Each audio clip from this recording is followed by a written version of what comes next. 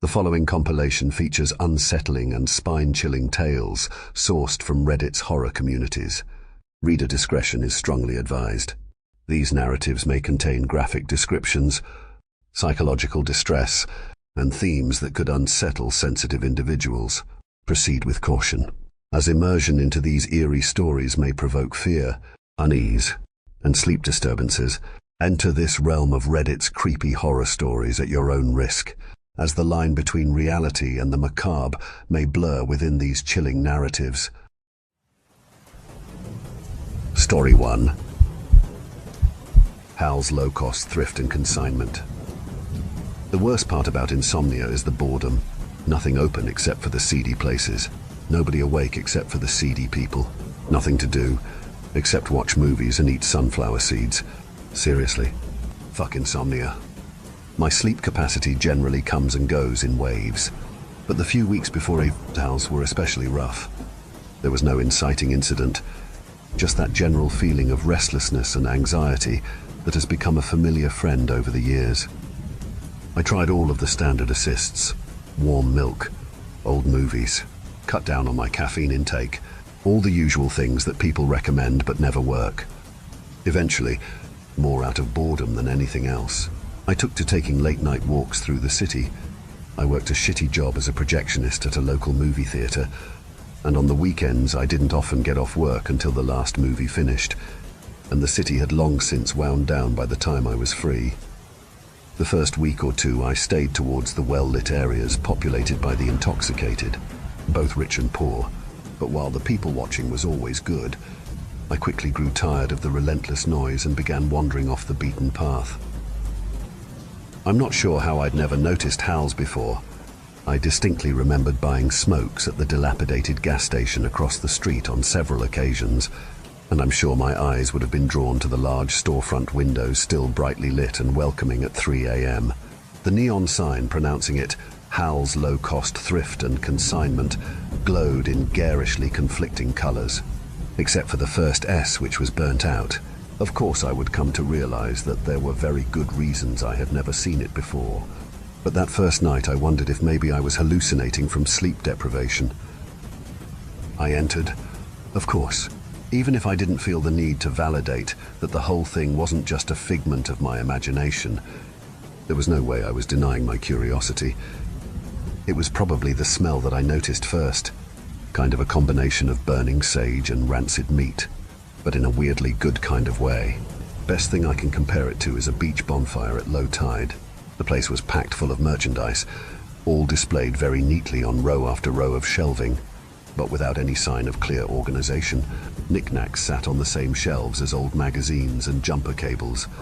A bizarre collection of artwork decorated the walls, from shadow boxes holding sports paraphernalia to Pink Floyd posters to copies of famous impressionist paintings. The wall furthest from the front entrance was actually just an unbroken line of doors. Each door was crafted in an entirely different style, and each painted a different color to create a full-length pride flag along the wall. In the center, the green door actually appeared to be an elevator, which really just raised additional questions. I began to browse the first aisle to the left of the front door.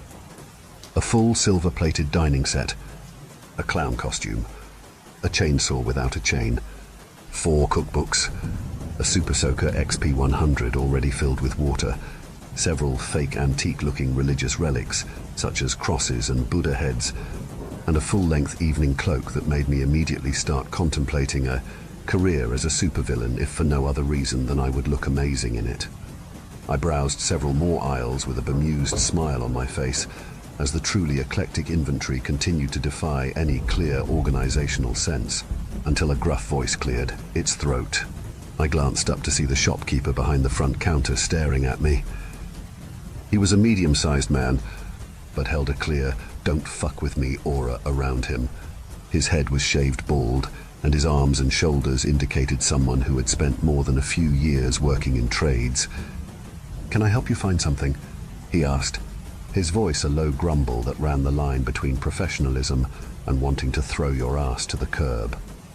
I shot him one of my patented disarming smiles. "Not really. I'm just browsing." He continued to stare for a moment, his eyes probing, as if searching for a way to sort me into one of the Jungian archetypes that all retail employees have for their customers. "Incubus?" he asked. Finally. "Excuse me? Are you an incubus?" he responded, his eyes still searching mine. "No, Gemini, actually. Well, on the cusp with Cancer. Really? I didn't think people actually use the astrology pickup in real life. I gotta ask, do you get a lot of success with that one? With nostalgia being all the rage these days, going for one of the classic pickup lines is actually a brilliant idea." The corner of the man's mouth twitched just for a moment before returning to its painted-on scowl. That immediately put me at ease. Couldn't work the late-night shift without having that hard shell of an exterior, but if I could touch a sense of humor, he probably wouldn't be throwing me out anytime soon. "I don't get a lot of people coming in here just to browse," he said, his voice having moved slightly away from the gravelly grumble he was using before. Less Bob Dylan, more Bob's Burgers. Most know exactly what they want by the time they lay eyes on this place. I shrugged. What can I say? I'm an impulsive sort. "Hey, how much is this?" I lifted up a snow globe that held what looked like a large hospital.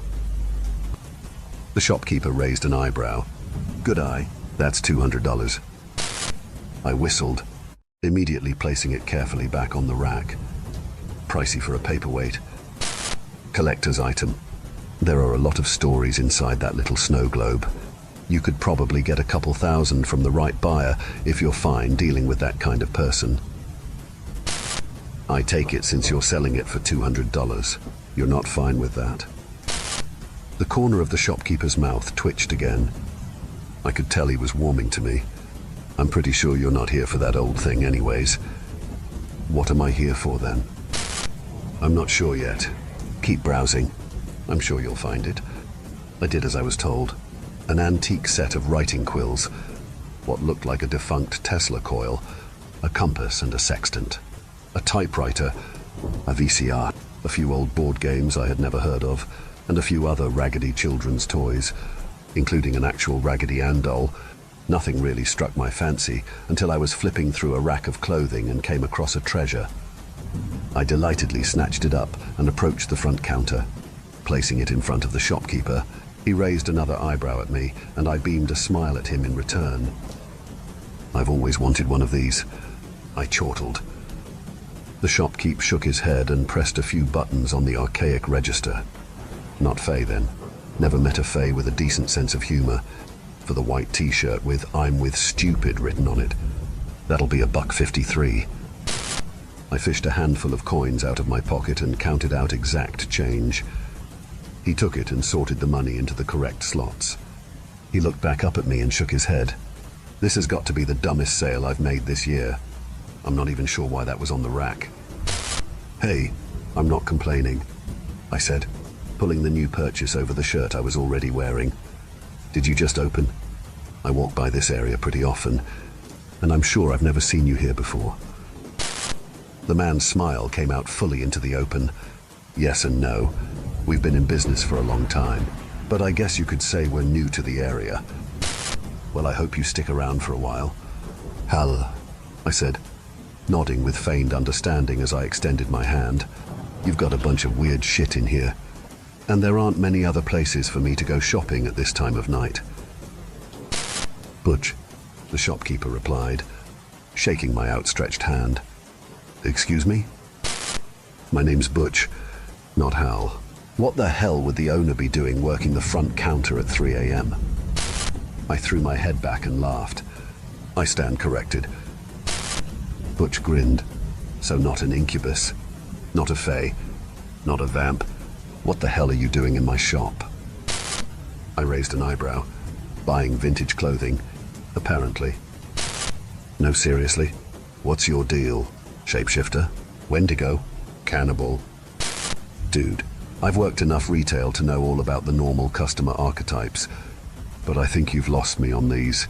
Is a shapeshifter one of those shoplifters who keeps showing up in different clothes like they're actually fooling anyone?" Butch looked at me in perplexity. But a little bell rang announcing the arrival of another customer before he could continue his line of questioning. We both glanced towards the door instinctually, and I suddenly also began wondering what the hell I was doing in this store. The woman who had just entered was tall, disturbingly tall. At least that was my first impression. I soon realized, though, that she wasn't actually tall. She was just floating a solid 2 feet off the ground. She wore a long, pale white and semi-transparent dress that fell clearly past her feet and dragged gently on the floor. A white veil was pinned to her unkempt mane of dark hair and spread across her face.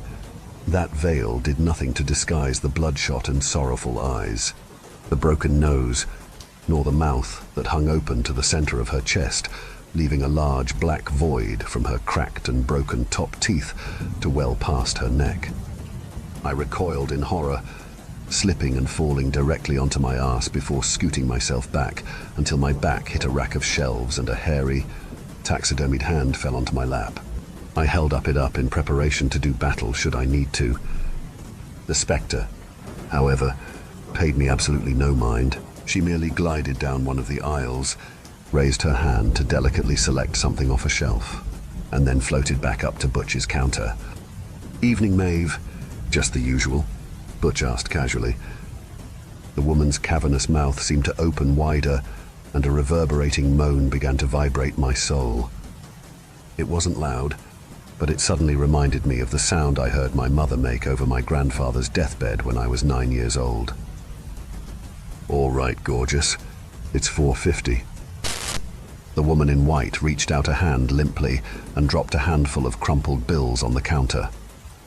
She then turned and slowly glided out of the door.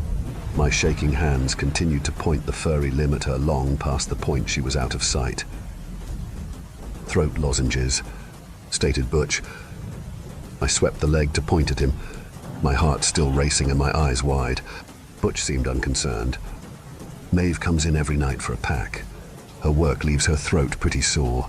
I'm not sure if they do much good, but it's always the regulars who keep a business afloat." That was a fucking banshee. I almost screamed.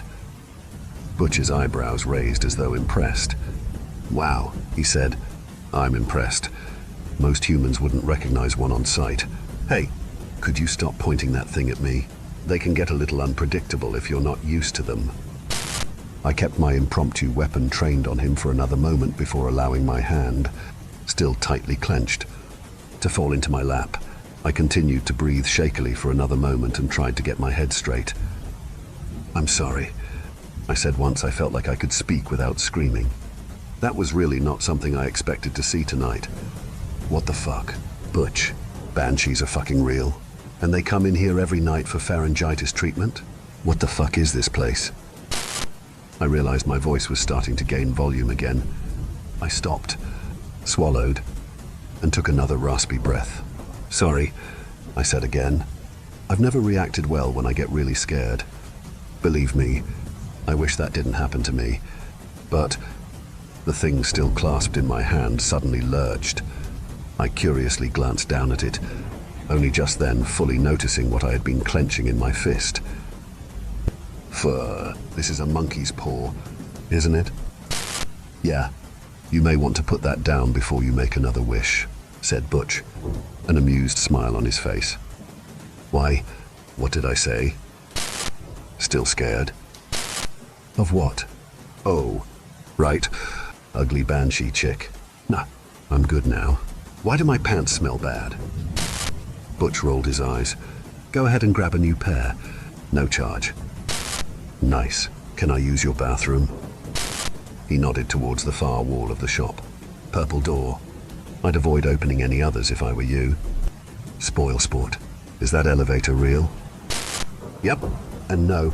I'm not answering any follow-up questions until I can't smell you anymore."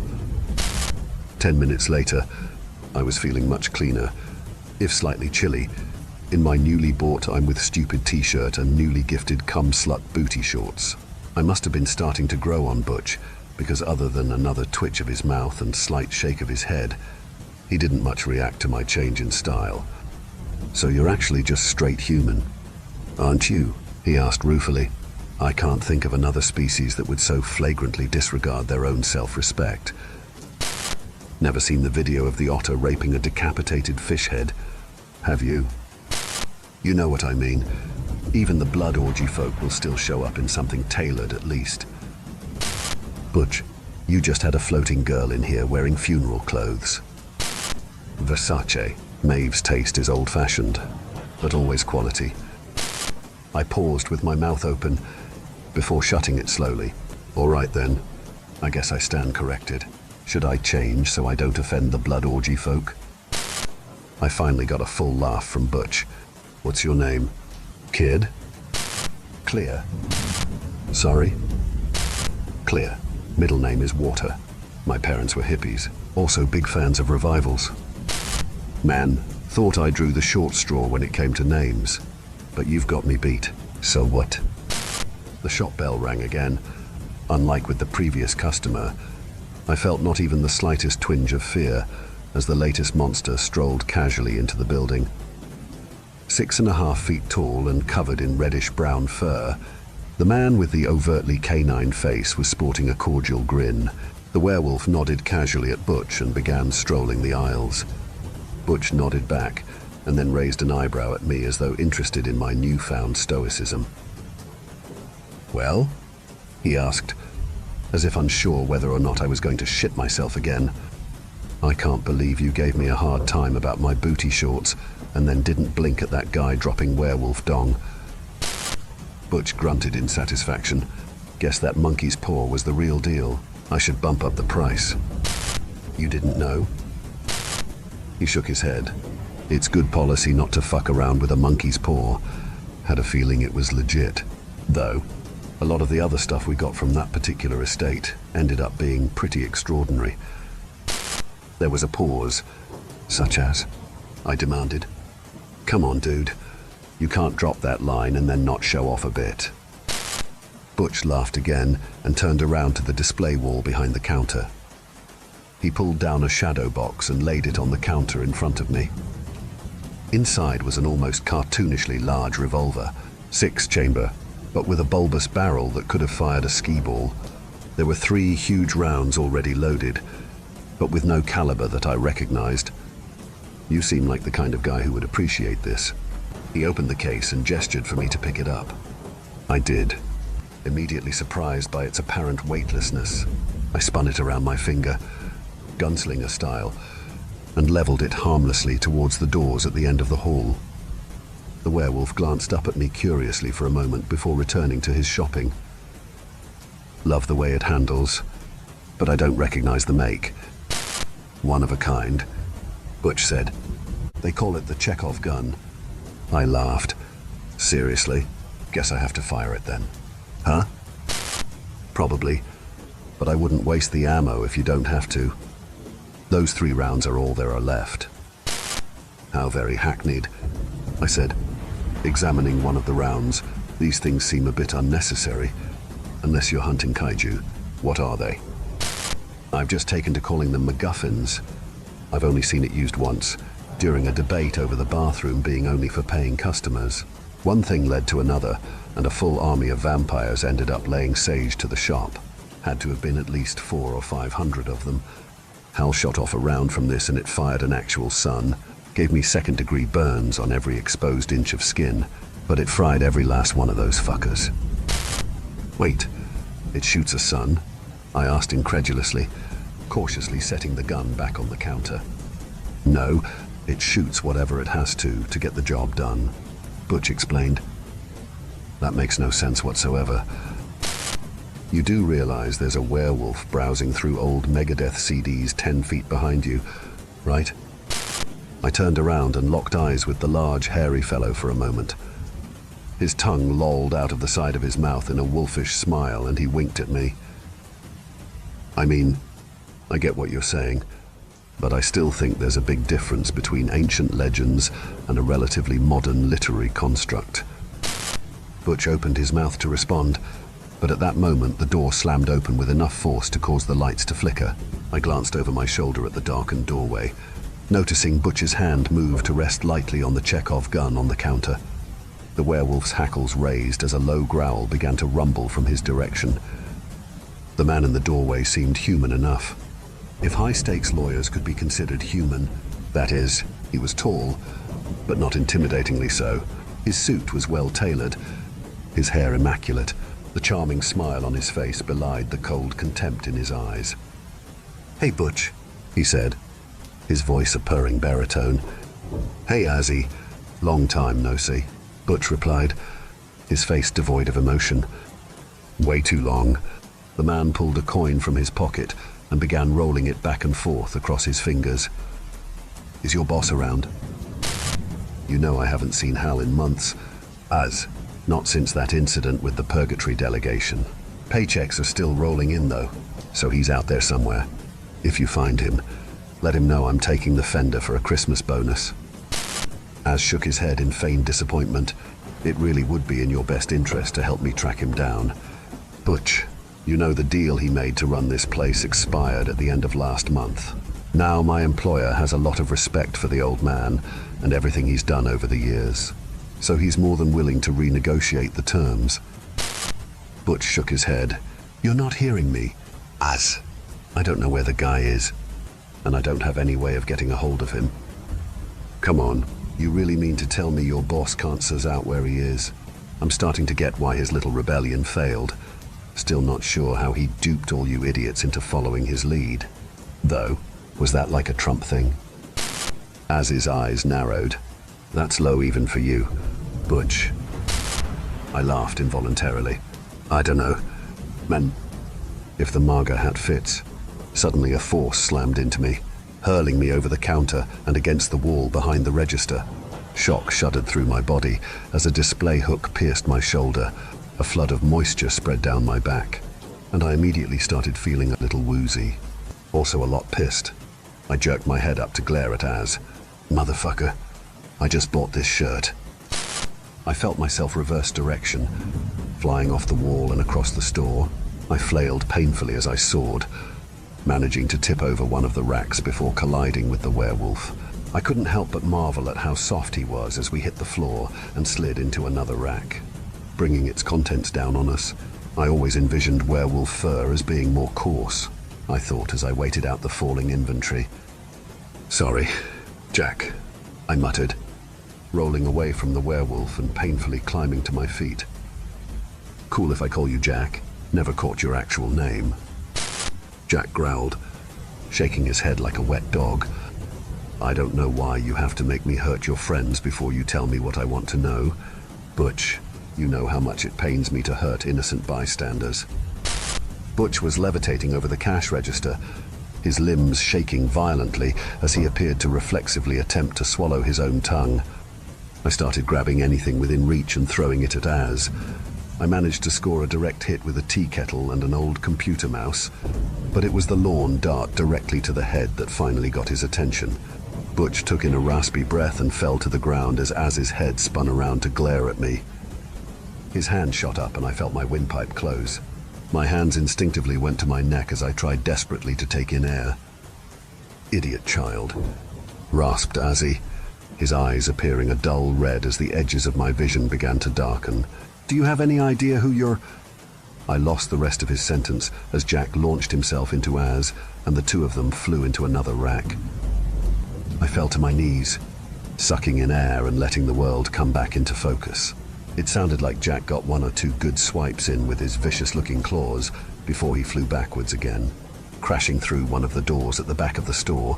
What lay beyond remained unknown, as the door immediately reformed behind him, pulling back in its shattered wood until no trace of damage remained. Az's head came bobbing into sight over the racks. I got back to my feet. This whole lack of fear thing was really starting to grow on me. "You can force choke me all you want, Father," I snarled at him. "We both know you're just a whiny little sand-hating bitch." Az's face was filled with fury as he raised his hand to smite me again. Suddenly, Butch stepped between us, the Chekhov gun leveled squarely at Az's head. Az's look turned to one of contempt, but his hand still lowered slightly. "How many of those bullets are you down to, Butch?" he asked. "2? 3? Are you really sure you want to waste one on little old me? What? Then, will you use on the one he sends after me, or the one after that? Eventually, the big man himself will want to come. Better hope you still have at least one left for him. My eyes fell on another gun that had fallen onto the floor in the struggle, one that I had noticed on my first walkthrough of the aisles. A stupid idea popped into my head. I reached down and grabbed it, cocking it loudly as I leveled it towards Az. Step aside. Butch, I growled. Butch shot a look back at me, saw what I held, and gave me a tight grin as he lowered the Chekhov gun and stepped out of my way. I squeezed the trigger on the Super Soaker XP100 and sent a stream of water directly into Az's face. His scream was piercing as the smoke immediately started pouring off his melting face.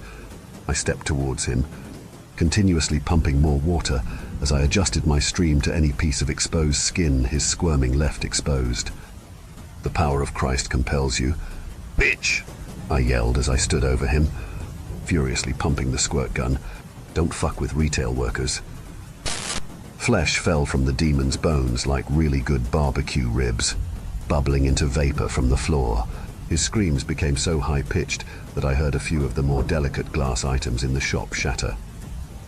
I didn't let up on the stream of water until the plastic toy lost pressure and dribbled to a stop. Az collapsed, his clothes falling into a pile on the floor as his body steamed away. I stood panting, feeling the adrenaline burning off my skin. My shoulder, forgotten during the fight, began to throb painfully, and the squirt gun slipped from my grasp. Did you seriously just use a Pulp Fiction line on me? I looked up at Butch in surprise. I mean, how often am I really going to have an opportunity like that? I just couldn't resist. He chuckled along with me. How'd you know that Super Soaker would work? You made it pretty easy to figure out what he was with all that boss's rebellion talk. And I thought with the kind of shit you have in here, there was a pretty decent chance that thing was filled with holy water. Anyway, if it wasn't, I knew you'd probably just look at me like I was an idiot and shoot him with the Chekhov gun instead. So you know, what the hell? He chuckled again and walked over to me to examine my shoulder. How's it look? I asked through gritted teeth. I mean, you're going to need stitches. Probably, but I don't think you're going to bleed out anytime soon. I nodded, then glanced over at the back of the shop towards the door Jack had disappeared through. Is he going to be all right? I asked. Jack? He replied. Yeah, he'll be fine. He's a pretty solid guy, has friends everywhere. I'm sure someone over there will put him up until he finds his way back. Holy shit. His name really is Jack. I thought I was just being clever. Nobody knows his real name. Actually, he doesn't talk much, but most people end up landing on that joke eventually, so it's kind of just stuck. Ow, my self-esteem. I deadpanned. What's over there? Over where? You said someone over there will put him up. What's over there? Oh, that door leads to the back rooms. It opens up somewhere different every time, so you usually have to find another way back if you go through it.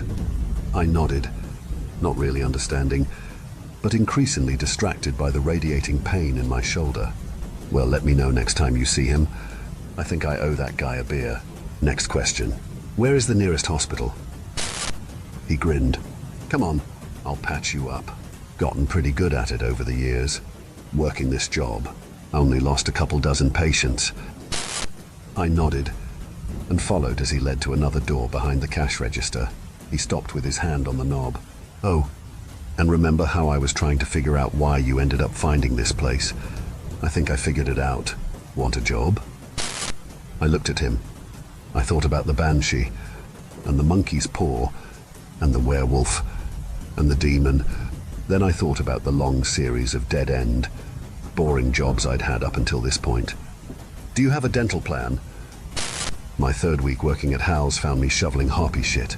The filthy birds used their horrifically scarred, twisted, and just generally unattractive human heads to hurl insults at me as the sweat dripped down my face.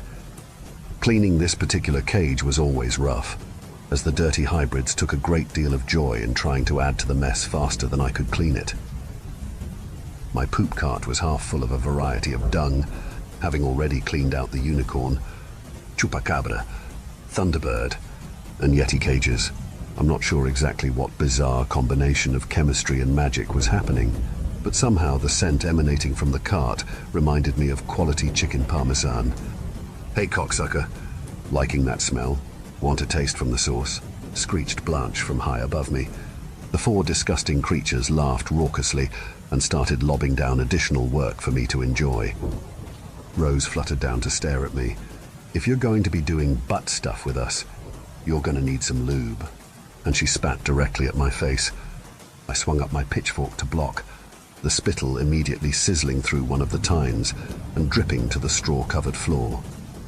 "Rose," I said sternly, "if you ruin my equipment, I'm just going to head back to the thrift shop and you can spend the next week swimming in compost." Rose snorted at me and flapped her way back up the perches where her sisters sat chortling. I slipped back on my headphones to drown out the screeching vitriol and continued with my chores.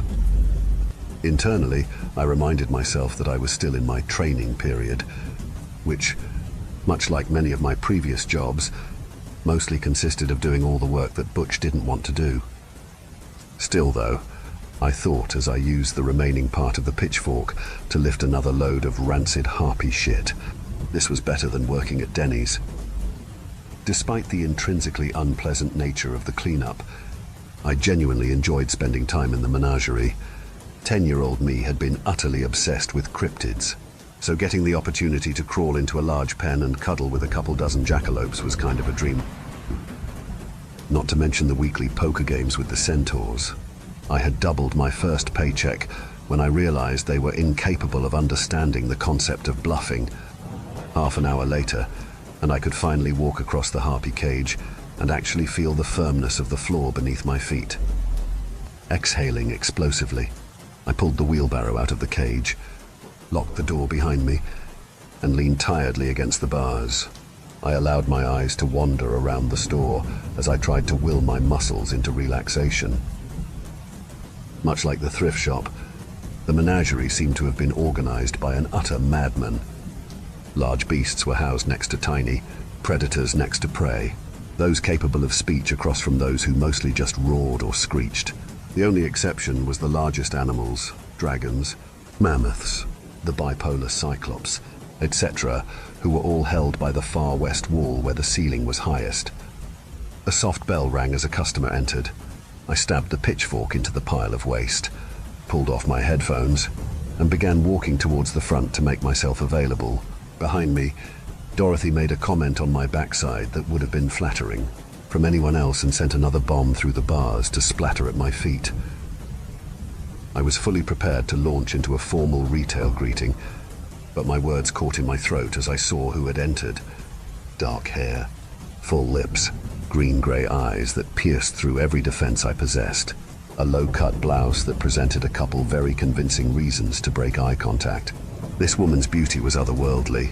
Actually, considering the nature of most of my clientele, otherworldly was probably more literal than literary. She smiled at me, and I forgot my standard greeting, my name, and how to breathe. "Hey there, new guy," she purred softly. "King illegal forest to pig wild killin' it is," I responded wittily. She blinked. "Well, that one's new." "Excuse me for a moment." I turned and walked over to the barrel full of coconut rum I had prepared to feed the rougarou and dunked my head in, taking in a few large mouthfuls. I re-emerged, dripping, cold, and a little queasy from the taste. "Let me try that again," I said. Nothing like a full immersion in alcohol to help talk to a woman way out of your league. "Hi, welcome to Hal's Low-Cost Menagerie. My name's Clear. How can I help you?" The woman smiled broadly. "I must say, you handled that better than a lot of men. A lot of things get easier once a guy embraces his own idiocy.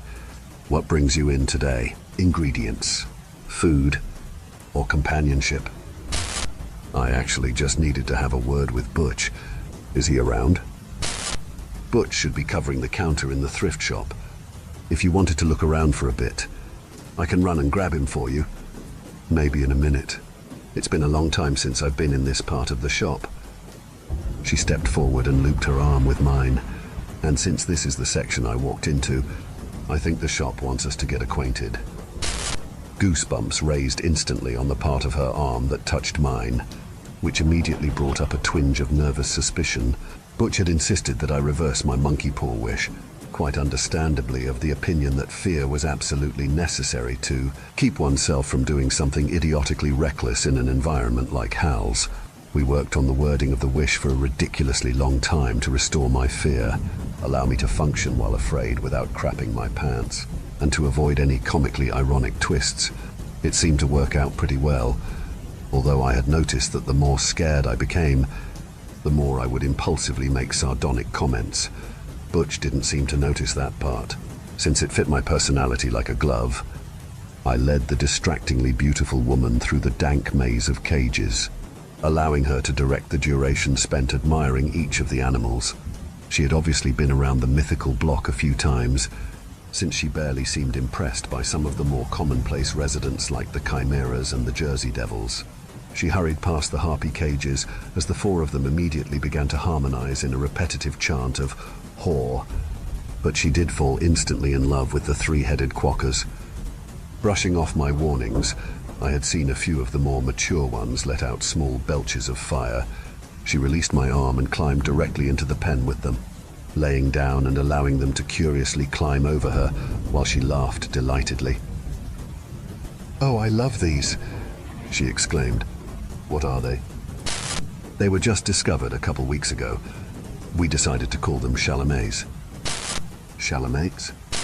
"Yeah, because they're cute, but also kind of off-putting." She laughed again as one of them began to shimmy its body down the front of her blouse. I sternly told myself that it was ridiculous to be jealous of a rodent. The woman rose gracefully back to her feet, the Chalamet still nestled comfortably between her breasts. Two of its heads were sticking out of the top of her shirt, looking around gleefully. The third seemed to have fallen asleep against the swell of her cleavage. "Lucky jerk. I guess I've been chosen," she declared, climbing carefully out of the pen. "This little guy's coming home with me." "The pets pick the owners," I agreed. "We can get you checked out in the thrift shop if you still needed to talk to Butch. Ms. Babs." I was incredibly confused for a moment because the voice that spoke her name was not the dulcet music she had used before, but rather masculine and gruff and gravelly. Also, it seemed to be coming from behind me. Butch was standing next to the Kelpie stalls. His customary scowl had descended into a disgusted grimace. Babs gave him a smile that would have lit up a cemetery, but Butch didn't soften so much as a werewolf's hair. "I thought we agreed that it would be best if you stayed away from the shop," Butch said, his voice dangerous. "I thought that was more of a suggestion," Babs entreated. "I didn't think you had actually trespassed me. That suggestion was based off the assumption that you didn't want to see me any more than I wanted to see you." "Butch, come on, don't be like that. It's been, what, 50 years since the last time we saw each other? Think for a minute. Would I stay away that long only to show up now if it wasn't important? Why do you have a Chalamet between your tits?" Babs crossed her hands across her chest protectively. "Even someone like me needs an emotional support animal. Butch, get a harpy, then you'd have more in common." "I knew it was you who got them to call me that." I started laughing uncontrollably. Butch and Babs paused their fighting to stare at me. "Butch, you absolute rascal," I chortled. "You never told me you used to be married."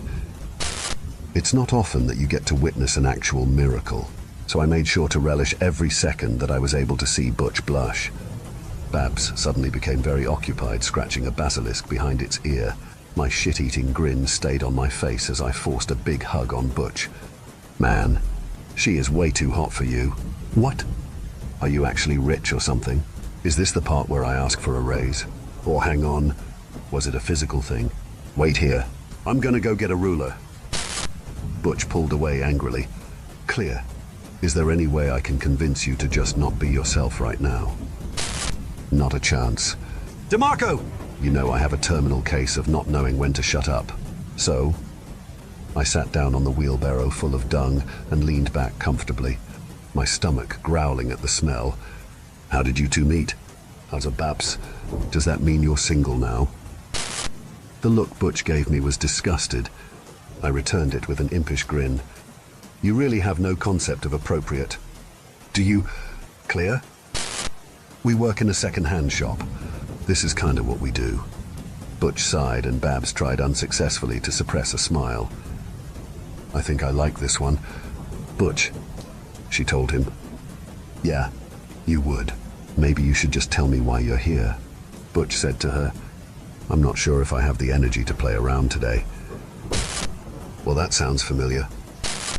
Babs, come on! Babs' grin flickered and fell. Butch, Hal's been hiding out at my place for the last few months. He went missing yesterday. Butch's face didn't change, but he did fall silent. Babs seemed to be silently pleading with him to hear her out, and he was obviously considering it. Finally, he glanced over at me. Clear? I think we need a couple minutes. The Becks just got in with a new shipment. Will you go sign them in and restock, please? There were times to joke, and there were times to just leave people to their conversation. I had a hard time telling the difference sometimes, or most of the time, but I had learned that when Butch asked politely, it was probably for the best to just follow his lead. I nodded silently and made my way to the elevator at the back of the menagerie. In the elevator, I took a moment to consider the whole conversation I had just witnessed. Hal had been staying with Butch's ex-wife. That actually made a lot of sense. I knew Hal and Butch had been pretty famously tight, so the last place anyone would have expected Hal to go would be Butch's ex-wife. And what did that mean for Babs?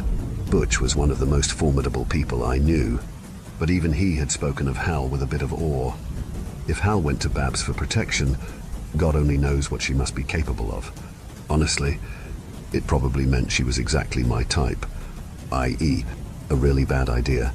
No, I wasn't really going to try to hook up with her, tempting though it may be, but she did strike me as someone who would play along with my attempts to get a rise out of Butch. I shook myself out of my thoughts and pressed the TC button on the panel. I felt the slowly becoming familiar lurch in my stomach. My hand instinctively reached out to brace myself against the wall as the tiny room began racing off to the left. That surprised the hell out of me the first time I'd ridden this thing. I had tried to figure out how any of it was possible at first, but pretty quickly decided I liked not having a migraine more. The elevator entered, its cruising speed, so I placed my hand on the other wall to prepare for the equally jarring deceleration. While I waited, my eyes scanned down the button panel again. There were 6 of them. Well, 9 if you count the door open, door close, we're all gonna die buttons. Besides the TC where I was going and the M from where I'd just been, there were also buttons for FD, our fine dining restaurant, LH, our love hotel, and one actually managed to fit in BOSEC, the Blood Orgy Suite and Event Center. The final button was at the bottom, and it just said D. Butch hadn't told me what that one went to, just to never go down there unless Satan himself was on my tail. I had decided that it was prudent to take him at his word on that one. I felt my weight shift towards my bracing hand. I tried not to think about how far I had traveled in the last 3 minutes. I hadn't stepped outside from the menagerie exit yet, but I knew the restaurant opened just outside Brussels, and that trip only took about 1:30 minutes. The elevator ground to a halt, and the doors opened to the thrift store. No customers. Fortunately, Butch had assured me that stealing from the place was impossible. But even in the supernatural realms, customers became pissy when they had to wait. The Becks were not customers, though, so they just had to put up with waiting. 4 of them stood next to the front counter, 3 boys and 1 girl. A pallet with several layers of boxes was floating about 6 inches off the ground next to them. As usual, their faces were identical and expressionless. Their blonde hair was cut in the same early Beatles bowl cut. Their eyes were the same deep black voids. About time, asshole, the tallest of them grumbled. It always amused me that despite their appearance, they always sounded like middle-aged teamsters. Deepest apologies. My tallest, I intoned mournfully while dipping into a florid bow. Standing back up, I slipped back into my normal speech. Seriously, though, I'm really not. I was watching Butch meet up with the ex he hasn't seen in 50 years. Believe me, totally worth it. The tallest snorted. Babs is back. Huh? That poor guy. She's had centuries of experience manipulating men like him. Hey, I'm still new here. This was the first I'd heard of her. You guys want to fill me in on some backstory? The girl shook her head. Not our business. Kid, we deal in inventory, not gossip. Union rules. Nothing wrong with a little idle conversation. Munchkin! Call me that again and you'll lose a finger. I believe you. Short stuff. Come on, I just want to know how large the pile of shit I'm standing in is. Another of the boys blew out a breath. Look, we really don't pay much attention. She was here a lot. And then she wasn't. I know she worked for meth. So she spent most of her time down in the restaurant. I blinked in surprise. Didn't see that coming. Whatever. I'm pretty sure most of us have a past we're not so proud of. And working in the restaurant would make sense if she was on meth. The tallest spoke again. Quit thinking like an idiot. Clear. METH. Monsters for the ethical treatment of humans. Babs used to make sure the people they served down in the restaurant were treated humanely and that they didn't suffer unnecessarily during the slaughtering process. Oh, nice. She struck me as the humanitarian sort. Any idea why they split? Butch's old assistant kept on jokingly flirting with her, so Butch killed him. Oh fuck. Really? No, not really. Now will you please sign the damn paperwork so we can get back to work? I grabbed the outstretched clipboard, signed my name at the bottom, and handed it back. The tallest tore off the receipt copy and handed it back to me. The four of them walked in lockstep out of the door as I turned to begin the unloading process. Curious as I was about what Butch and Babs were talking about, I had to admit that this was my favorite part of the job. The paperwork identified this as estate sale procurements, which meant a 50-50 chance of it being junk or awesome. The Becks were good at picking out items of significance, but a well-loved children's toy or a serial killer's trophy collection had a tendency to set off that same bell in their heads. I was met with disappointment for the first 8 boxes. Well, mostly. I did find myself spending an inordinate amount of time studying a fascinating painting of what appeared to be a Soviet-era army marching across an ocean with the silhouette of the Golden Gate Bridge barely visible in the background. A pod of fish painted with the Soviet flag swam about the advancing army's feet. I decided to hang it behind the cash register so I could study it more in depth later. There was definitely something to it since it took every ounce of concentration to pull my eyes off of it. I struck gold on the 9th box where I found a translated copy of the Voynich manuscript, an unabridged version of the Egyptian Book of the Dead. 12 missing books of Homer, one of which was titled That Time Achilles and Odysseus Totally Boned. A strange red hat that smelled like sulfur-flavored ambergris and looked like it was perpetually coated with sand, and a small bow complete with arrow-filled quiver that all appeared to be plated in gold. Pulling out one of the arrows, I noticed that they seemed to be quite intentionally phallic. I quickly double-checked everything in the box off the inventory list the Becks gave me and set it aside for Butch set prices. I found a few other decent items scattered through the rest of the boxes, but I handled them myself due to us having very similar items already in stock. Mass-produced grimoires, a few tarot decks, a couple haunted toys, a number of enchanted pieces of clothing, things like that. At the bottom of the final box, since that's how these things always go for some reason, I found trouble. The moment I picked up the forest green book with "Hi" Clear! written in Comic Sans on the front cover, I knew there was no way anything good could come of it. But, of course, I immediately said, "Hi, book, nice to meet you," and opened it. The first line of the first page simply read, "Ha, you fucking idiot," and it began to glow red hot in my hands. I dropped it, since I had completely ignored the Mosher requirements of protective equipment when handling untested magical artifacts. On the floor, the book flipped, its pages towards the center, and began to emit a bubble of green light. "Oh, God damn it!" I yelled, and quickly ran behind the register to grab the canister of pure salt we kept under the counter for situations like this. I managed to get a circle drawn around the book just before the bubble burst, and a giant, hideous, praying mantis-looking thing flew directly at me. It hit the barrier with a dull thud, looked down at the circle of salt, and hissed audibly. I let out an audible breath as my heart pounded away in my chest. Immediately transforming into a woman with short red hair and piercing eyes. The wings stayed in place, though, flapping softly to keep her aloft and looking down in contempt at me. "Release me," she whispered fiercely at me. I stared back at her, wanting to think she was cute, but unable to get her insect form far enough out of my head to consider it. I know there is much we can learn from each other if we can negotiate a truce. We can find a way to coexist. Can there be a peace between us? Peace? No peace. Release me. Now! Man, Butch said you guys didn't have a sense of humor, but you just rolled with that one straight away. Rolled with what?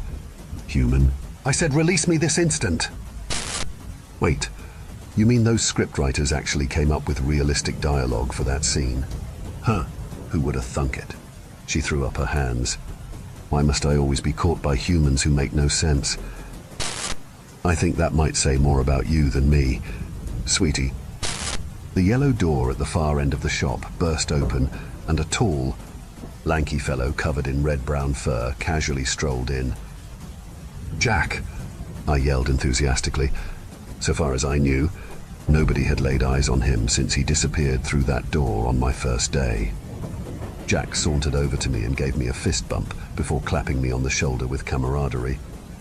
He glanced up at the fairy briefly, who bared a mouthful of razor-sharp teeth at him. He flipped her off in return. "Where you been? Butch told me you'd be okay," but I was starting to get a little worried. Jack reached into a pocket of fur and withdrew a small business card to hand over. In a small typeset, it simply said the Backrooms. I flipped it over to see a small description of the itsy-bitsy teeny-weeny multiversal in-betweeny. Yep, that definitely clears it all up. He grinned at me. "Well, let me buy you a drink down in the restaurant before you head out tonight. I definitely owe you one." He nodded at me. Then he shot a questioning glance up at the fairy trapped in her circle of salt. "I have no idea. Butch told me how to trap her, but not what to do with her after. Any thoughts?" Jack shrugged and fired a finger gun at her. "That's a thought.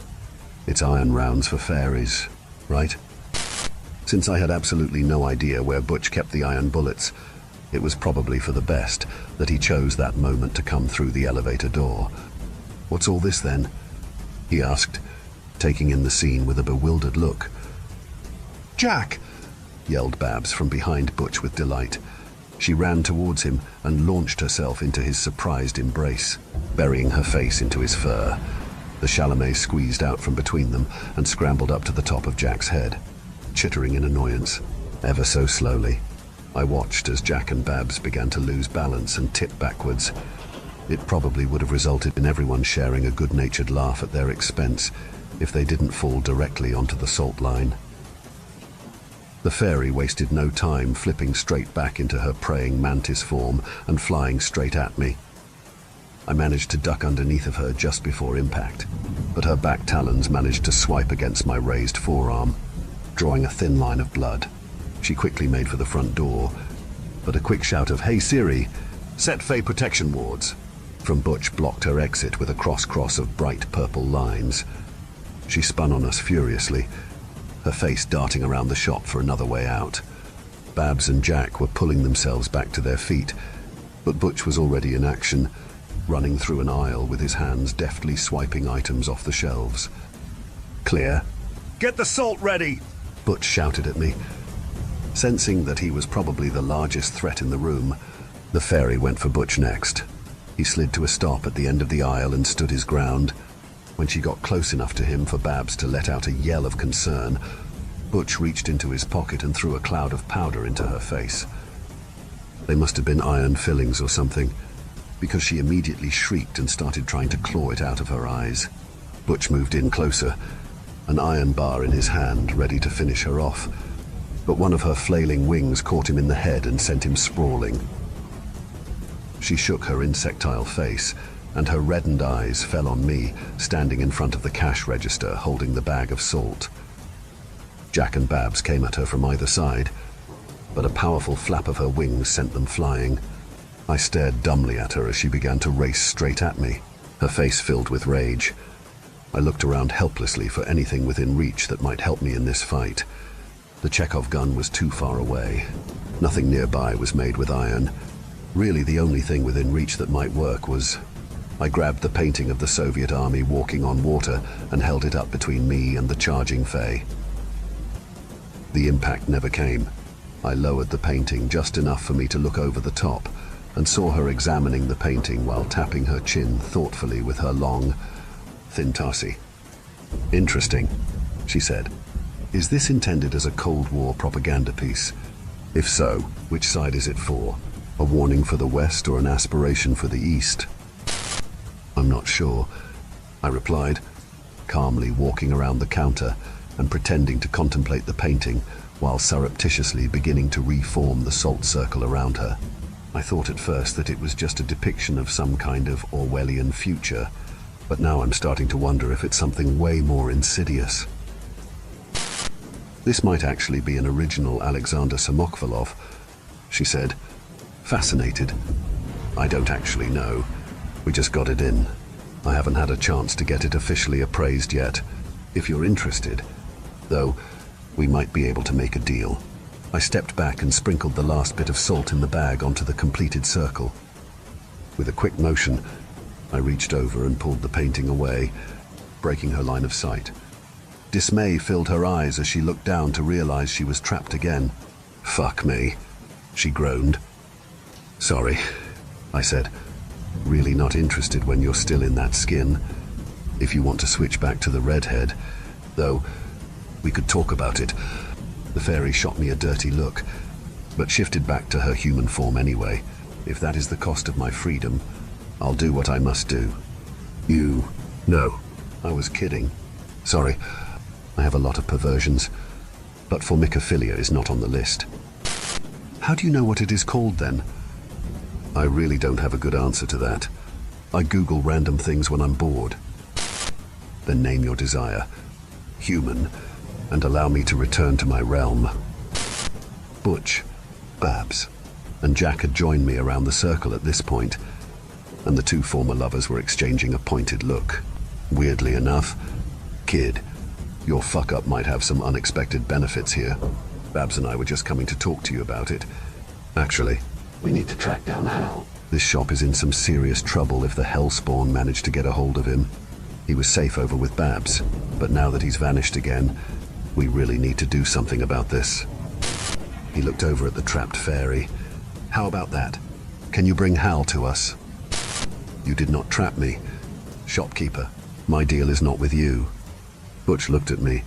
"All you, kid. Think you're ready to go solo?" I smiled at him. I was born ready. It was pretty satisfying that I even got Jack to let out an exasperated groan with that one.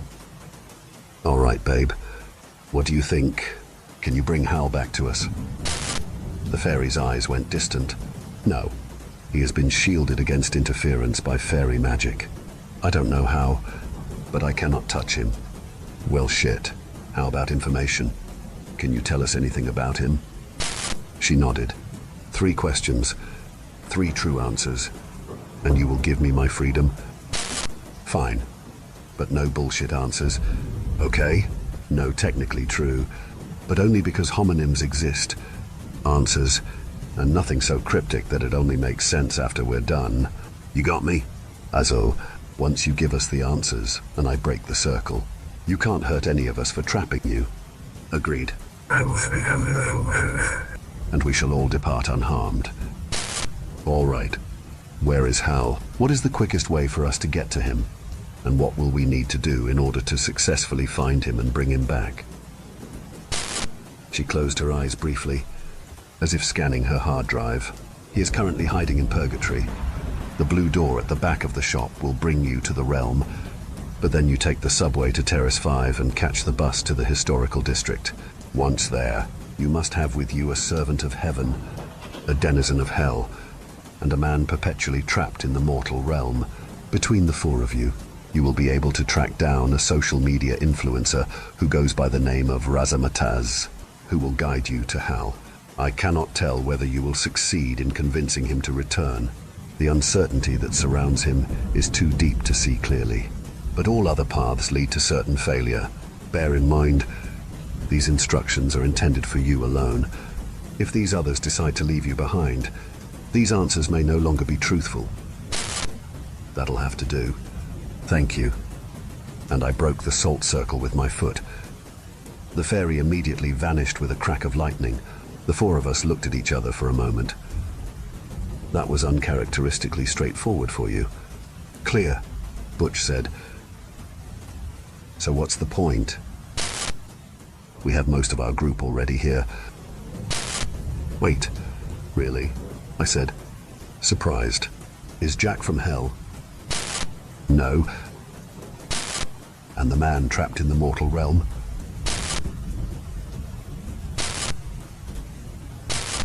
Wait. Clear.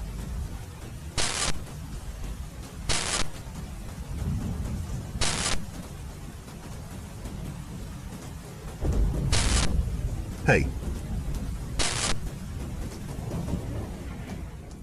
Story 2. An investigation into ThinkTech. A cry for help. This may not be reality. I may be posting this to the abyss or not at all. Is this a cry for help, or all part of a greater plan larger than I can comprehend? My mind is rattled. It has been undone. This world is built on secrets, and I was one of the few who made a living uncovering them. My name is irrelevant now, but for years I've been a private investigator, priding myself on discretion and efficiency. I have lived a secluded life. The connections I have made have been fleeting at best. It's easy to be pessimistic and untrustworthy of people with what I have seen and uncovered in my time. Nothing could have prepared me for the nightmare I stumbled into at ThinkTech. As I try to piece together the fragments of my memory, I can't shake the feeling that some of what I remember might not be my own. ThinkTech stood as a fortress of innovation, its public face a beacon of hope for Alzheimer's and dementia patients. Commissioned by an anonymous employer, my mission was to delve into their brain imaging and altering technology. The deeper I dug, the more sinister the rumors became. Whispers of mind control, secret experiments, and people who vanished without a trace. I knew I needed to get in to truly uncover their secrets. My entry into ThinkTech was facilitated not by subterfuge, but an invitation under the guise of a journalist, an aspiring writer in the medical technology field, ready to sing ThinkTech's praises. Of course, this would be of interest to the shareholders. The facility was a shrine to ThinkTech's triumphs, with portraits of beaming scientists and heartfelt accounts of miraculous recoveries. Yet, there was something off in the way the staff moved and interacted, an undercurrent of dread that intuition whispered to me. The hallways didn't evoke a feeling of positivity or optimism from patients being treated, just a feeling that this was all a mere plastic facade, ready to be torn down, exposing the hidden truths. Staff continued to move in a hush-hush manner, avoiding my gaze as I was shown around the sterile facility. In my research, Dr. Emily Carter emerged as a person of interest, a neuroscientist celebrated for her breakthroughs, yet enshrouded in mystery. No backstory, no origin, as if she appeared out of thin air. It took some digging, but I discovered she was deeply involved in classified projects. I knew I needed to talk to her, try and get her to reveal things not known. As I was being shown around the facility, I was introduced to a few of the scientists working on the many projects under ThinkTech's umbrella. Amongst them, Dr. Emily Carter. For such a decorated scientist, she was very quiet and subdued. She was successfully avoiding my not-so-subtle gaze, and my attempts to grab her attention were proving futile. Pulling myself away from the obviously meticulously planned PR spiel of the numerous scientists, I walked towards Dr. Carter. Before I could get a word out, her eyes darted to the corners of the room, pointing out the multitude of cameras following everyone's every move. It was clear that I wouldn't be able to get any information out of her here. I extended a handshake and smiled. She reciprocated the action. With a bead of sweat appearing in her forehead, she uttered the words, "Hillside View," after which she turned and left. I was taken aback at first, caught off guard, confused.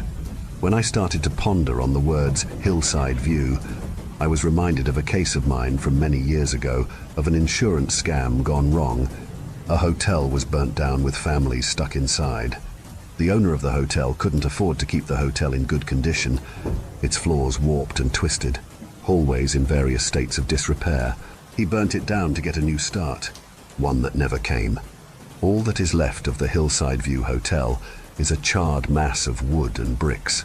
The doorway to the lobby still stands, almost in defiance of what the owner chose to do. What could Dr. Carter possibly have meant by this? Was it linked to ThinkTech? Was it a warning? Could it possibly be an opportunity to meet? Hoping it was the latter, I knew I needed to pay the Hillside View Hotel a visit. I pulled up to the hotel in my car. It appeared dark, a black mass imposing against the already night sky. I sat in my car wondering why I was here. How did Dr. Carter know this place was linked to me? How was she able to see through my journalist identity? Before I could comprehend what was happening, a shrouded figure opened my car's back door, sat down and closed the door behind them. I didn't dare look back, not wanting to catch a bullet to the head. I waited. I waited for the figure to speak, to shed some light on my current situation. I waited. Looking in the rear view, I caught a glimpse of their silhouette, appearing almost familiar but shrouded in darkness. "You don't know what you're getting into," she whispered. "You don't know how far this goes. You might not come back," a tremble in her voice.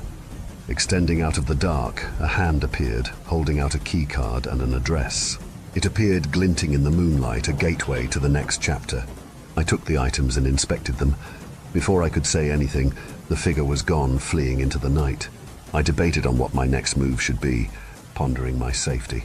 However, my drive to seek out the unknown forever pulls me deeper into the darkness. Following the address, it brought me to some woods on the outskirts of the city, illuminated only by the glow of the night sky. I gripped the steering wheel tightly, guiding my car deeper into the dense woods.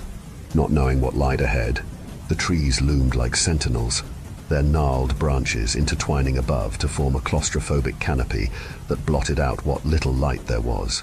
The air grew heavier, and the forest seemed to swallow the gravel road, each turn leading me further from the world I knew.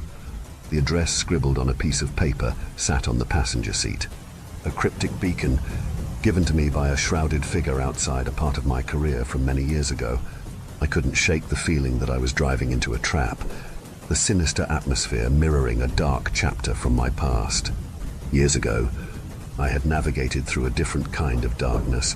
I spiraled into a void where the days blurred together in a haze of grief and self-destruction. I repressed the source of this pain to allow me to keep going, to allow me to uncover the treachery of the world as repentance for my previous lack of action. The suffocating forest now felt like an echo of those days, each tree a reminder of the walls I had built around myself. I feel now a familiar sense of dread, an abyss threatening to engulf me. The memories of sleepless nights and relentless self-reproach surged back with every mile, intertwining with the present danger. Yet, just as I clawed his way out of that personal hell, I knew I had to confront whatever lay ahead, hoping this journey into the shadows would bring me one step closer to salvation. As I emerged into the forest clearing, the sight before me was nothing short of surreal. In the midst of the dense, wild underbrush and towering trees, a solitary door stood erect, untouched by time or nature. The clearing itself was unnaturally circular, the surrounding trees bending away as if repelled by some unseen force emanating from the door. There were small walls either side, indication of a staircase being just beyond the door, its surface polished and pristine, unnaturally so. The door's presence was profoundly eerie, a stark contrast to the raw, untamed forest. It stood as an anomaly, an element so out of place that it twisted the fabric of reality around it. A cold breeze whispered through the clearing, rustling leaves and carrying with it a faint, almost inaudible hum that set me on edge. The door's handle gleamed, seemingly inviting, yet menacing. I felt a chill creep up my spine, as if the very air around him held its breath, waiting for him to make a move, watching. Every instinct screamed at me to turn back, but an inexplicable pull drew me closer, compelling me to face whatever mystery lay beyond the uncanny threshold. Inside the door was a long, narrow staircase descending deep into the darkness, an unsettling invitation into ThinkTech's inner sanctum. The contrast was jarring. One moment I was surrounded by the organic, chaotic life of the forest, and the next, I was staring into a passage that seemed to defy the natural order. The staircase was made of cold steel, each step sharp and perfect, almost as if I was the first person to ever come across this place. Bright, shimmering lights lined the walls at precise intervals, casting ghostly shadows that danced in the periphery of my vision. The air that wafted up from below was damp and musty, carrying the scent of earth and something else, something metallic and unsettling. With each step I took, the walls seemed to close in tighter, the oppressive silence broken only by the echo of my footsteps. The narrowness of the staircase amplified my unease, making me feel as though I was descending into the bowels of the earth, towards an unseen presence, a malevolent force waiting at the end of my journey. Yet I continued downward, each step a reluctant but necessary advance into the unknown. Finally reaching the bottom of the stairwell, I was enveloped by a silence so profound it felt suffocating, each breath a struggle against the oppressive stillness. Turning back around to look up at the staircase I had just descended, the world felt impossibly far away. In contrast to the staircase, this room was not well lit, lit up only by the glow of the staircase. Shadows pressed in from all sides, thick and impenetrable, as if the darkness itself were alive, conspiring to swallow me whole. I moved forward cautiously, my footsteps echoing in the eerie void, until I stumbled upon a gallery that sent a chill through my bones. Lining the walls were photographs of missing persons, faces frozen in time, eyes wide with terror and desperation. It was immediately clear that these were captives, not volunteers. The name Project Mind's Eye was scrawled ominously across a large, decrepit sign hanging crookedly on the wall. My stomach churned as I realized the true horror of this place. Project Mind's Eye was not merely for observation, but for control. In the dim light, I could make out grotesque diagrams pinned to the walls, showing devices implanted in the subjects' skulls. These crude contraptions were designed to strip individuals of their autonomy, turning them into mere puppets for some sinister purpose. The cold, clinical nature of the setting clashed horribly with the reality of the human suffering it inflicted. My mind raced, the enormity of the revelation crashing over me like a wave. Each photograph, each diagram, each desperate face etched into my memory as I stood there, a lone witness to the depths of human depravity. As I documented this horror, the realization struck me. ThinkTech was expecting me. My every move had been orchestrated. They didn't need to hunt me down. They knew where I was at every moment. The door was opened, not to pursuers, but to guide me and others potentially like me deeper into the dark. A symphony of mechanical hums filled the air, the source elusive yet omnipresent. I felt rooted to the spot, a silent observer to unseen horrors. A door creaked open at the end of the room, its ominous presence beckoning me to uncover what lay beyond. But as I stood there, staring into the gaping maw of further darkness, my usual controlled disposition faltered. The weight of the photographs and diagrams, the faces of the missing and tormented, pressed heavily on my psyche. Fear surged through me, raw and unrelenting, eroding my resolve. My instinct for self-preservation screamed louder than my curiosity. I could feel the icy tendrils of dread creeping up my spine, tightening their grip around my heart. With a shaky breath, I made the decision to retreat. Each step backward a surrender to the overwhelming terror that had seized me. The suffocating silence, the oppressive shadows, and the horrific revelations of Project Mind's Eye were too much to bear. As I turned away from the open door, I could only hope that retreating now would give me the strength to return and face this nightmare another day. My escape was a calculated retreat, not a desperate flight. For days, I didn't leave my apartment trying to piece together what I had witnessed. What was their plan? How far had they spread? The feeling of being watched was an unshakable companion. I couldn't shake the unease that had settled in my bones. The shadows outside seemed to thicken and become larger with every night that passed, taking on a life of their own. From my window, I noticed them lurking on the streets below, their indistinct forms blending seamlessly with the darkness. They stood still, their presence ominous and foreboding, as if they were waiting for the right moment to strike. I pulled the curtains, hoping to shut out the unnerving sight, but the sense of being watched persisted. Moving through my apartment, I could almost feel these shadowy figures within the complex itself, lingering just beyond my door in the hallways, their vague silhouettes flickering in the dim light. Every creak and rustle seemed amplified, my senses on high alert as paranoia gnawed at me. The walls of my sanctuary felt increasingly thin, unable to keep out the creeping dread that these figures brought with them. It was clear that whatever dark forces I had encountered in the forest had followed me home, and there was no escaping their watchful eyes.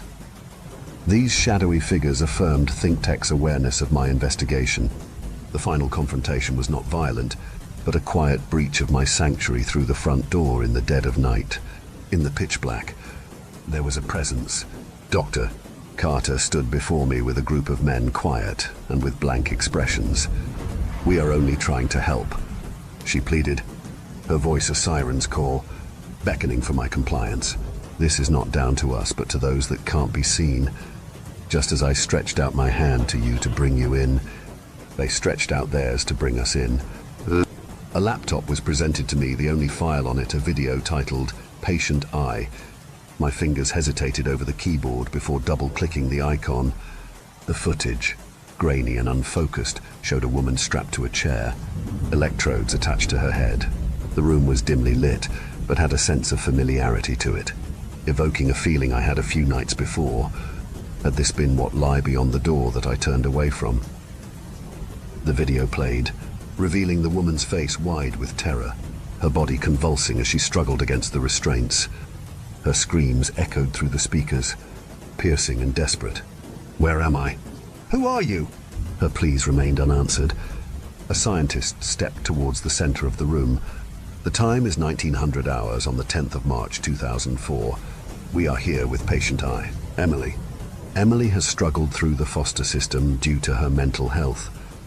Emily has displayed signs of childhood dementia. She has trouble concentrating, understanding, learning and communicating, frequent personality changes, severely disturbed sleep and behavioral issues such as hyperactivity. She is the perfect test subject to test out our new treatment." From this video, it was clear ThinkTech was providing this treatment without proper permission or authority. Pursuing progress, no matter the cost. The video continues with the scientist explaining the procedure. "Our treatment seeks to implant a device into the patient's brain. We will be stimulating it after insertion with an electronic pulse provided by the electrodes around the patient's head. This will activate said device to act as a bridge between various sections of the brain, allowing information to be stored and transferred on demand. A second brain, if you will. Dementia patients will no longer have to rely on the fragility of their own organic structures. The device will pick up every impulse sent through it." "What do you want with me?" the child screamed, holding back tears, the chilling intensity of her voice sending shivers up my spine. I could see the raw fear etched into her features, her gaze darting around the room as if trying to escape the horrors of the reality she was in. A new figure stepped into the frame, a much older man. His expression was one of cold, clinical detachment, a stark contrast to the girl's frantic terror. He glanced at the monitors, then at his team, his voice calm and commanding. "Initiate the sequence," he ordered. Not one person flinched or stalled for even a moment, beginning the sequence in synchronous harmony, like drones, no sign of unease or uncertainty that they might not be right. The girl's screams intensified for a moment, then morphed into a monotonous drone, her eyes glazing over. She fell silent. Even from the video, the silence in the room was palpable. It was as if time had stopped, everyone waiting for the child to speak and show signs of life. I'm not alone in here anymore, am I? Her voice, now void of emotion, repeated the haunting refrain like a broken record. The room around her seemed to pulse with a dark energy, the shadows on the grainy footage appearing to shift and writhe as if alive. The older man watched impassively, taking notes as the girl's words grew increasingly disjointed, her mind fracturing under the relentless pressure. They are in my head. They control me. They are telling me things. They want more. The camera zoomed in on her face, capturing every twitch and spasm, every flicker of madness that crossed her eyes. Her transformation from a terrified human to a hollow shell was recorded in excruciating detail. The video ended abruptly, the screen going black, leaving me in a silence that felt louder than the screams. My heart pounded in my chest, and a cold sweat clung to my skin. The shadows in my apartment seemed to stretch and lengthen, the memory of the girl's tortured cries echoing in my mind. Who are they? What did she mean by, "I'm not alone in here anymore, am I?" All these questions raced through my mind. I briefly forgot I was in my room surrounded by ThinkTech's personnel. Then it clicked. The child, Emily, Doctor. Carter watched as the realization came to my face.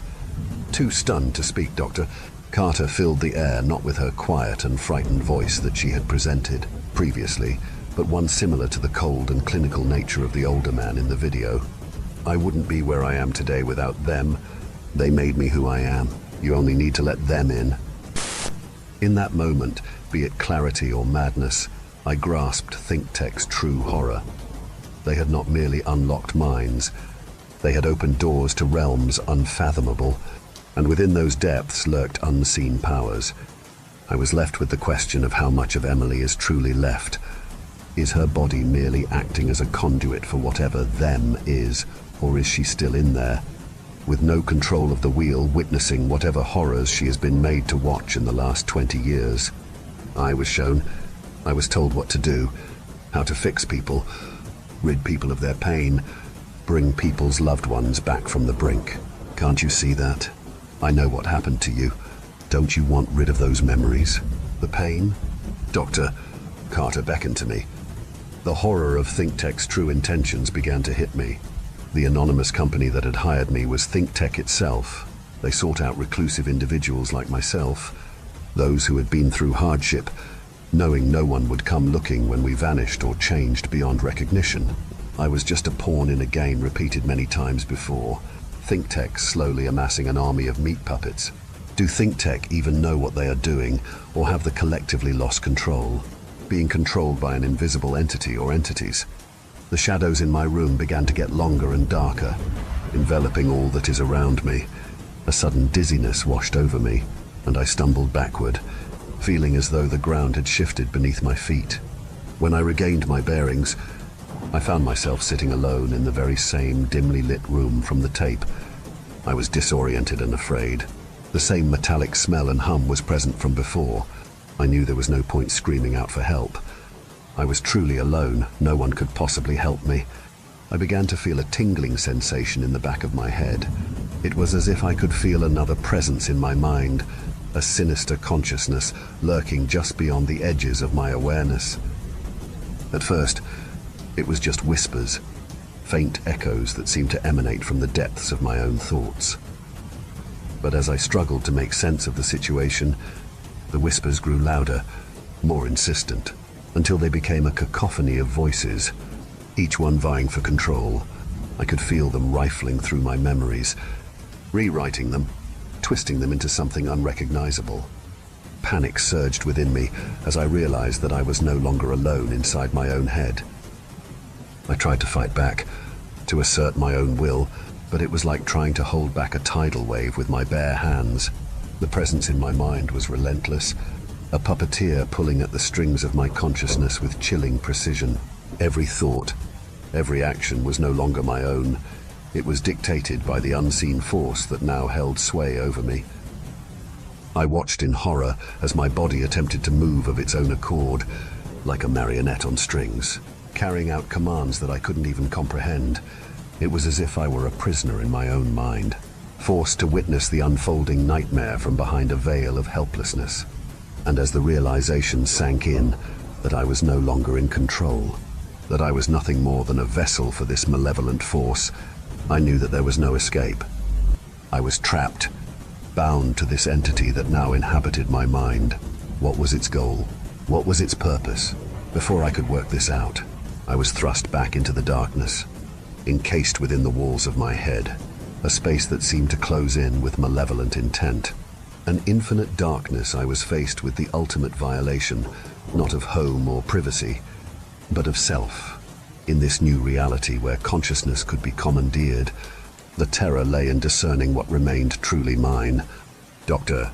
Carter's voice, so cold and detached, echoed in my mind. I was told what to do, how to fix people, rid people of their pain. How many people are not who they seem? How many people have been changed? ThinkTech are creating conduits for something beyond our comprehension to peer through, no longer watching us but taking control. I awoke in my apartment, sat at my desk. I knew I had to expose them, to warn the world. But as I sat in my dimly lit study, paranoia wrapped around me like a vice.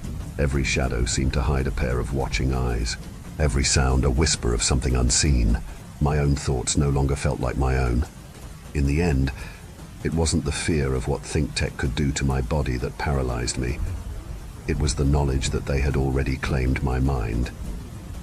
The true horror of ThinkTech was not just in their experiments, but in the realization that I might never know which of my thoughts were truly mine and which were theirs. Everything I see and do can be altered, changed, generated.